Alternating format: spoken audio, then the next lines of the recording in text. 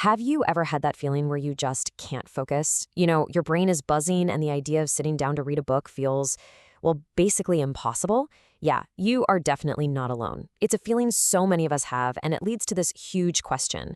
Is our attention span actually broken? Let's dig in and find out. Oh, I'm sure you've heard this one, right? It's that viral headline that claims our digital lives have so completely fried our brains that we now have less focus than a goldfish. I mean, it's a terrifying thought, and it gets shared all the time.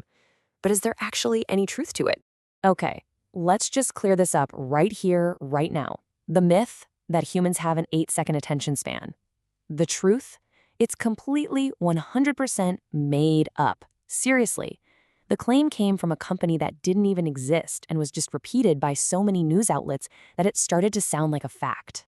So if it's not true, where on earth did this crazy idea even come from? And more importantly, what's the real story behind how our attention actually works, according to the science? It's time to unpack this myth and get to the facts.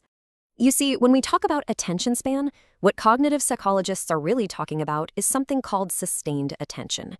It's your ability to deliberately, intentionally hold your focus on one thing. And here is the absolute kicker. When you're motivated, when you're engaged, a healthy adult can maintain this focus for hours, not 8 seconds, hours. And yet, even though this myth has been totally debunked by fact-checkers and researchers at places like King's College London, it is just incredibly sticky. In fact, they found that about half of us still believe it's true. And that is exactly why it's so critical to separate the pop psychology headlines from the real science. Okay, so if our attention spans aren't fundamentally broken, why do we all feel so incredibly distracted all the time? Well, the answer is deep inside our brain's chemistry. It has to do with this powerful little thing called a dopamine loop that makes your phone feel, no joke, exactly like a slot machine. So here's a key discovery neuroscientists have made. Our brains get a hit of dopamine, that feel-good chemical, just from experiencing something new.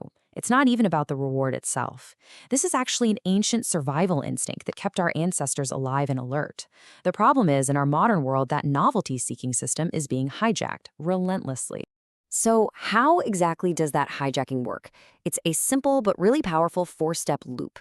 It all starts with a cue, maybe a notification buzz or just a feeling of boredom. That leads to an action. You open an app and start scrolling. Then you get an unpredictable reward. Could be a funny video, a message, anything. And that little reward creates a craving that makes you want to do it all over again, which just strengthens the whole habit. And here's the secret sauce that makes this whole thing so powerful. It's a psychological principle called a variable reward schedule. The unpredictability is everything. You never know when the next good thing is going to pop up, so you just keep checking and checking and checking. It is the exact same mechanism that makes slot machines one of the most addictive forms of gambling on the planet. But listen, while our phones and our digital habits are a huge piece of this puzzle, they are not the whole story. To really understand what's going on, we have to look at some other, more fundamental things. The real hidden attention killers in our day-to-day lives. Take a look at this number, plus 83.69 milliseconds. What is that?